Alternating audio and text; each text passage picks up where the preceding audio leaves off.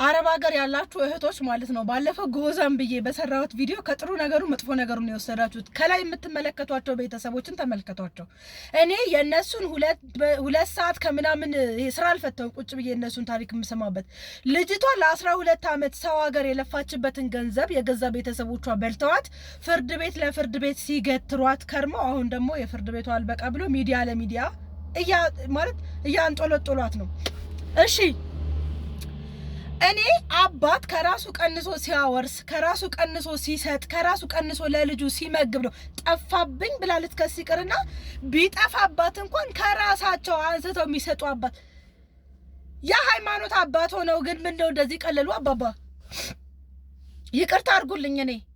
እኔ አሁን አንቱ እያልኩ ያለሁት የእርሶን ክብር ምናምን ለመጠበቅ አይደለም። ለጠመጠሙት ጠምጣም ነው ጠምጣሙ እባብ ይሁንቦትና ማለት ነው።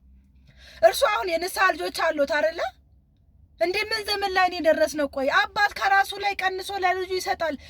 እኛ አባት ደግሞ የራሳቸው የልጅ የገዛ ልጃቸውን ገንዘብ እልም አድርገው በልተው ሚዲያ ለሚዲያ አገር ለአገር ያዞሯታል እንዴ?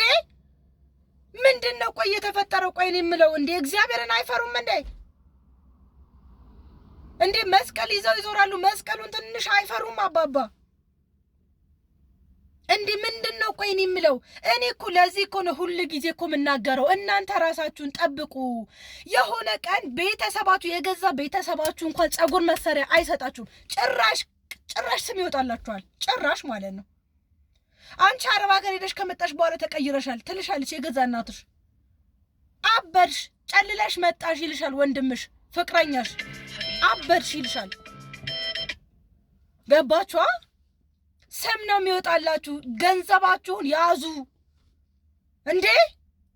በቃ ያዙ። ስትሄዱ ዝጋ አካውንት ክፈቱ። በፐርሰንት ከፋፍላችሁ ቤተሰባችሁን አትርዱ። አይደለም ለምንድን ነው ሁሉ ጊዜ ጭፍን የምንሆነው? ቆይ የምትመከሩት ምክር በየቀኑ የአገር ህዝብ ይመክራችኋል። ከራሳችን ከደረሰው እንኳን ስንነግራችሁ እናንተ ግን አንድ ቃል መዛችሁ የዛች አንድ ቃል ነገር ነው ሐሳብ እንዲህ አስመራ ድርድር እየደረደራችሁ ኮመንት የምትጽፉት። ተማሩ እኮ ነው የተባላችሁት እናንተ። ጉዑዛን እኮ ሲያንሰን እኮ ነው። ጌታ ምስክር ነው። ጉዑዝ እኮ ዋጋ አለው። አሁን ላይ ይሸጣል እንዴ! ስንቷ ናት እዚህ እያለቀሰች ያለችው? 2-3 ህፃናት ልጆች ይዘው የሚረከባቸው አተው ትላንትና የነበራቸው ውበት ረግፎ ሴትነታቸውን ጠልተውት የሚኖሩ ስንት እህቶቻችን ናቸው እንዴ! እራሳቸውን ቢያጠፉ ደስ የሚላቸው ለልጆቻቸው ብለው ግን የሚኖሩ ሴቶች አሉ።